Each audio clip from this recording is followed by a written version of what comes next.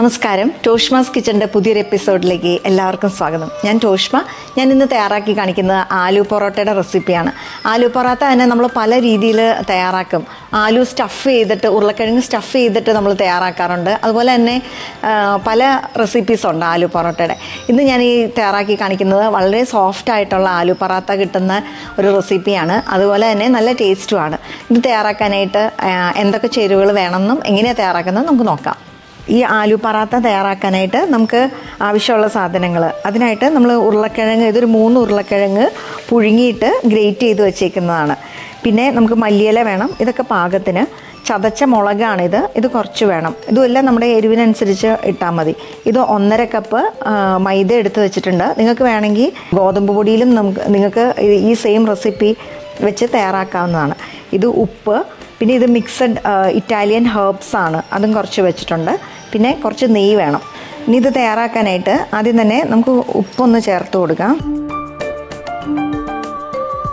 ഇനി ഇതിലേക്ക് നമുക്ക് മൈദ കുറച്ച് വീതം ചേർത്ത് കൊടുക്കാം. നമുക്ക് മല്ലിയില ചേർക്കണം.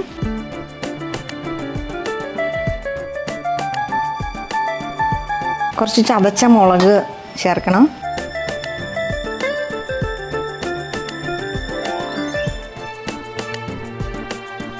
ഇനി നമുക്കിതിലേക്ക് കുറച്ച് മിക്സഡ് ഹെർബ്സ് കൂടി ചേർത്ത് കൊടുക്കാം.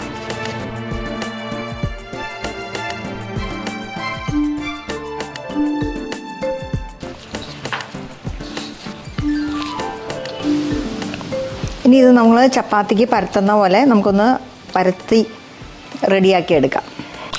ഇത് ചപ്പാത്തി പോലെ പരത്തിയതാണ് നമ്മൾ കുഴച്ച ആ കൂട്ടുകൊണ്ട്. നമുക്കിനി ചുട്ടെടുക്കാം. നമുക്ക് കുറച്ച് വീതം നെയ്യൊന്ന് ഇറ്റിച്ചു കൊടുക്കാം. ഇത് നമ്മളിങ്ങനെ ഒന്ന് പ്രസ് ചെയ്ത് കൊടുക്കുമ്പം നമുക്ക് നല്ല ഫ്ലഫി ആയിട്ട് കിട്ടും. അതിന് വേണ്ടി ഒന്ന് ജസ്റ്റ് ഒന്ന് പ്രസ് ചെയ്ത് കൊടുക്കുന്നത്, ഈ പൊട്ടറ്റോ മാഷർ വെച്ചിട്ട്. ഇത് നിങ്ങൾക്കൊരു തുണി വെച്ചിട്ടാണെങ്കിലും ജസ്റ്റ് ഒന്ന് പ്രസ് ചെയ്ത് കൊടുത്താൽ മതി. ഈ റെസിപ്പിയിൽ തന്നെ വേണമെങ്കിൽ ചീസും ചേർത്ത് ചെയ്യാം. ഞാനിത് ചീസൊന്നും ചേർത്തിട്ടില്ല, അല്ലാതെ തന്നെ മിക്സഡ് ഹെർബ്സൊക്കെ ഇടുന്നതുകൊണ്ട് തന്നെ നമുക്കൊരു ചീസിൻ്റെയൊക്കെ ടേസ്റ്റ് കിട്ടും. ഒത്തിരി നെയ്യൊന്നും ഇടേണ്ട ആവശ്യമില്ല, ജസ്റ്റ് ഒന്ന് തടവി കൊടുത്താൽ മതി, ജസ്റ്റ് ഒന്ന് ഇറ്റിച്ച് കൊടുത്താൽ മതി. നല്ല സോഫ്റ്റ് ആയിട്ടുള്ള, നല്ല ടേസ്റ്റി ആയിട്ടുള്ളൊരു ആലു പറാത്തയുടെ റെസിപ്പിയാണിത്.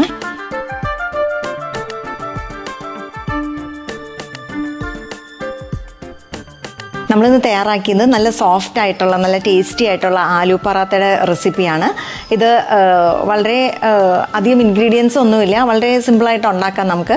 പിന്നെ ഇത് ഉണ്ടാക്കുമ്പം ഒരു ഗുണമുള്ളത് എന്നാന്ന് വെച്ചാൽ നമുക്കിതിപ്പോൾ കഴിക്കാനായിട്ട് കറിയൊന്നും വേണമെന്നില്ല. കുറച്ച് കേടോ അല്ലെങ്കിൽ കുറച്ച് പിക്കിളോ ഒക്കെ ഉണ്ടെങ്കിൽ നമുക്ക് അതിൻ്റെ കൂടെയൊക്കെ ആണെങ്കിലും കൂട്ടി കഴിക്കാവുന്നതാണ്.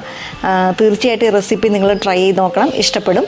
മറ്റൊരു നല്ല റെസിപ്പിയുമായി അടുത്ത എപ്പിസോഡിൽ നമുക്ക് വീണ്ടും കാണാം.